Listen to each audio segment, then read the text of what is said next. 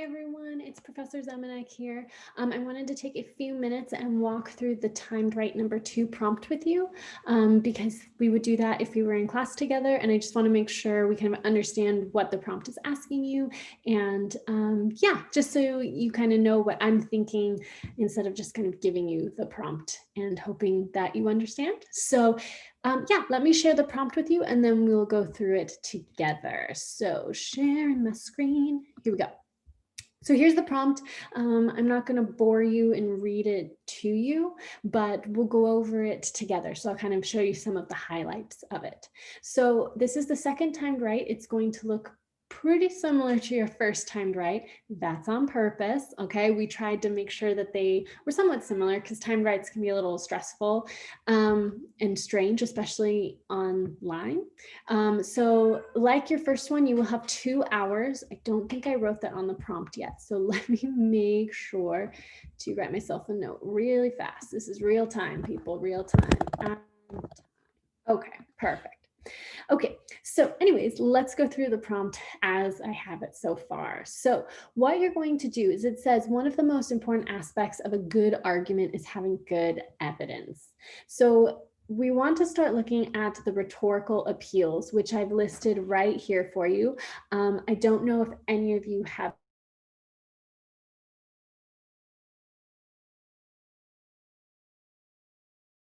your first time, you're going to love it. Rhetorical appeals are one of my favorite things to do. They're really important in terms of analyzing. And so we want to make sure that we understand what they are and how they work. So as it says here, there are 3 of them. The first one is ethos, which is related to the author, the credibility of the author. So does that person have any authority to talk about what they're talking about?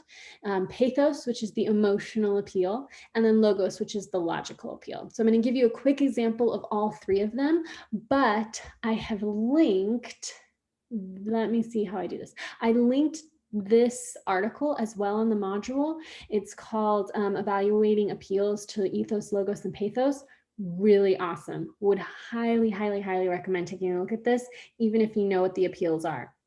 So I've linked this here for you, and it goes in depth for each one, and it gives you some things about fallacies. It's really fantastic. So take a look at that, but we will quickly look at these 3 together. So ethos, thinking about credibility. Here's my quick example. If you're writing an essay on open heart surgery and you come across an article written by me about open heart surgery, would you use it in your paper? I hope you're shaking your head furiously and saying, absolutely no way. Well, why? Why would you not use my article? Because I'm not an open heart surgeon. I'm not a doctor, right? So whatever I have to say, you probably want to take with a grain of salt. I probably know nothing. I mean, not probably, I do know nothing about open heart surgery. So if you were to put that in your essay and people found out that you were using a source by an uncredited author, that hurts your essay, okay? So you want to make sure you're looking at the credibility of your author. The next is pathos, which is emotional appeal. So a lot of times advertisements are really based on this idea of emotional appeals. So again, quick example, you know, this is perfect. As my cat is annoying and trying to talk through my video, have you ever seen those advertisements of the animals for like the SPCA?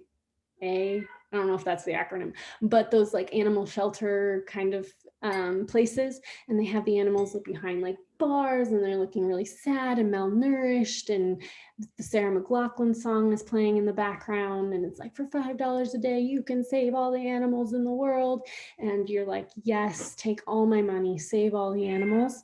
All emotional appeal, all pathos. So pathos is really important. It moves us, it helps us connect with our audience. Too much of it, not good, but definitely you want to have some in there, and good sources will have some sort of an emotional appeal. Finally is logos. Logos is all about the logical appeal. So facts, statistics, data, graphs, things like that are all kind of this logical appeal. Be careful because data can be skewed, facts, statistics can be skewed. So you want to then see that and think, okay, is this source credible, going back to ethos, and then evaluate and decide if it's worth your time or not. But again, we want logical appeals, right? Data, good data, real data speaks loudly in terms of an argument, okay? All right, so what you're going to do is, that's all this paragraph says. And then it links you back to this article up here. Okay, so what you're going to do for the essay is what it says in green right here. The writer will use the 3 rhetorical appeals to analyze one of the sources that you intend to use for essay number 4. So I want you to pick any of the sources that you think you're going to use, and I want you to analyze it. Okay, it says this as well. It's ideal to shoot for one example of each appeal in your essay. So I would like to see an example of ethos, an example of pathos, an example of a logos.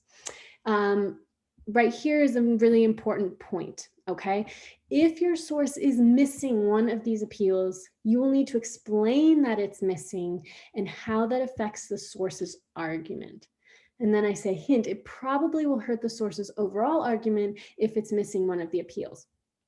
Okay, yeah. So if you choose a source and it has absolutely 0 logos in it, it's not necessarily like a bad source that you shouldn't use, but you would want to talk about, well, maybe why does the author not bring in facts, statistics, things like that?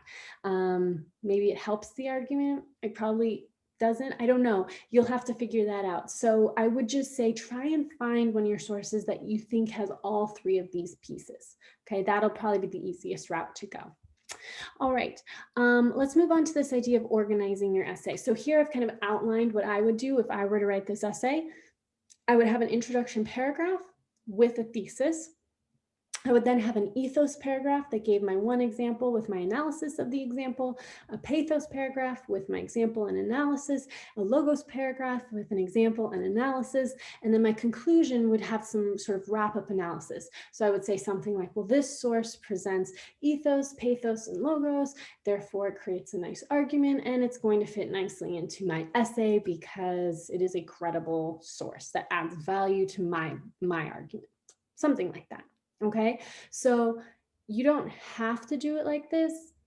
I don't know how else I would organize it necessarily, but if you can come up with something better, please feel free to. I've had sometimes people do kind of the weakest one first, and then they build up to the one that the author uses the most. So that might be an option, but I would just kind of be careful how you want to go about that. So this might be the thing I'd stick to. But again, you think of something better, please do.